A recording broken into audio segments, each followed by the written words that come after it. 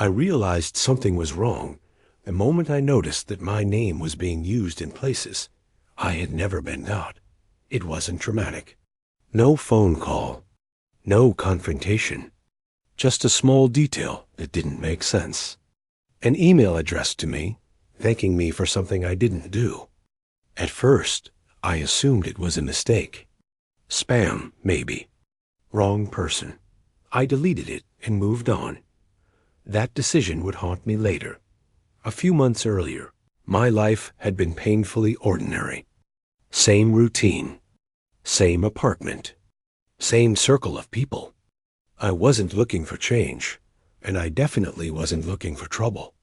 That's probably why I didn't question it when an acquaintance from work slowly became part of my daily life. We weren't close friends. More like someone I talked to during breaks. Shared complaints. Small jokes. Nothing personal. They were quiet, observant, and always seemed slightly out of place, like they were watching everything but revealing nothing. When they asked for help, it didn't feel suspicious. Just inconvenient. They said they were dealing with legal issues related to paperwork.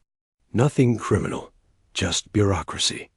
They needed someone trustworthy to receive mail for a short time because their address situation was unstable. I hesitated. It felt unnecessary, but they insisted it was temporary, harmless, and honestly embarrassing for them to even ask. I said yes. That was the first time my name became useful to someone else. At the beginning, it really was just mail, envelopes, official-looking letters. I didn't open them. I didn't read them. I handed them over unopened and told myself that respecting privacy was the right thing to do. More envelopes came. Then, packages. Then notifications. I started receiving calls, asking for confirmation of things I had never agreed to, appointments I hadn't scheduled, documents I hadn't signed. Each time, I corrected the misunderstanding.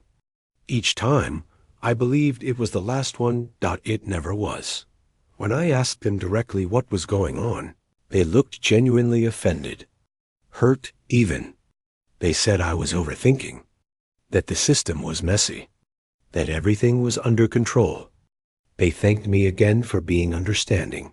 I wanted to believe them, not because the explanation made sense, but because confronting the alternative felt exhausting. Over time, the situation escalated without ever exploding. That's the most dangerous kind of escalation, the kind you adapt to. I started receiving letters with warnings, deadlines, consequences written in careful, formal language. Still nothing explicitly criminal, but heavy enough to make me uneasy. When I showed them one of the letters, they sighed, rubbed their face, and said they would handle it. They never did. I noticed how often they avoided eye contact when my name came up, how conversations shifted the moment responsibility entered the room, how everything was always almost resolved, almost fixed, almost finished. I should have walked away. Instead, I stayed polite. One evening, someone came to my apartment while I was away. They left a card under the door.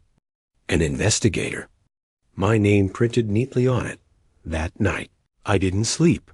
When I confronted them again, this time with real anger, they finally admitted part of the truth. They had used my identity to stabilize their situation, to buy time, to appear legitimate. They promised they would untangle everything soon. They said I wasn't in danger. They said I was helping them survive. Felt sick. That was the moment I understood how manipulation actually works. Not through threats, not through force, but through making you feel responsible for someone else's collapse. I told myself I would give them one last chance. That chance cost me months. The consequences didn't arrive all at once. They came in layers. Confusion at work. Questions from people who had never questioned me before. Subtle changes in how I was treated. Like something invisible had shifted. Eventually, I was asked to come in for a formal conversation, sitting in that room, answering questions about decisions I hadn't made, agreements I hadn't signed, actions I hadn't taken. That was when the weight of silence finally crushed me. They weren't accusing me. They were trying to understand how someone like me could be involved. That hurt more than blame. In the end, I wasn't charged with anything. My name was cleared, slowly, painfully. But the damage wasn't just legal. It was personal. Trust didn't snap. It eroded. The person who started all of this disappeared from my life without apology. No message. No explanation. Just gone. And I was left with the aftermath. What I learned is something most people only understand too late. Being nice is not the same as being safe. Avoiding conflict doesn't protect you. And silence, no matter how passive it feels, can still be used as consent. I don't tell this story to scare anyone. I tell it because situations like this don't look dangerous at first. They look inconvenient, awkward, temporary, until your name starts showing up where it shouldn't. If you ever feel that quiet discomfort, that sense that something is slowly crossing a line, don't ignore it. Ask questions. Set boundaries. Walk away if you need to, because once someone learns how useful your silence is, they rarely stop using it.